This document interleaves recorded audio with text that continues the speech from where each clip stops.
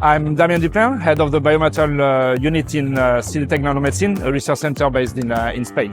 And I'm the coordinator of Force Repair project. The Force Repair project aims at developing a new treatment, a new wood dressing to treat chronic wounds. It's going to be quite a complex one. We are going to try to fight infection, to control inflammation, and to promote the healing process of the chronic wound to improve the quality of life of patients. The main issue with chronic wounds, it's a very, very complex process. It involves infections, so a lot of bacteria, so your body wants to fight them. Then there is the inflammation, and after all of that is impeding the wound actually to close and to heal. So what we are going to try to do, it's a step-by-step process with the same product.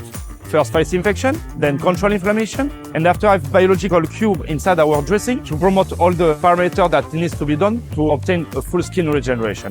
Main innovation of Force Repair, it's all-in-one product. We are going to try to sort out everything with only one product.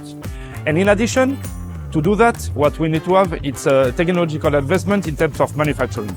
We are going to use a 3D printer with a special software to be able to produce that wound dressing, personalized to the patient and adapted its healing process.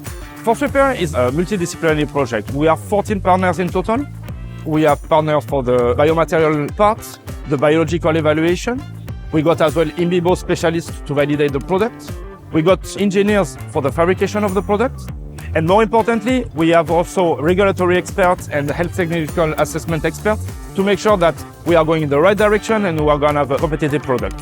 And finally, last but not least, we got help of a managing company and as well the EWMA that we are here in the Congress to help us to diffuse and disseminate all the results of the project.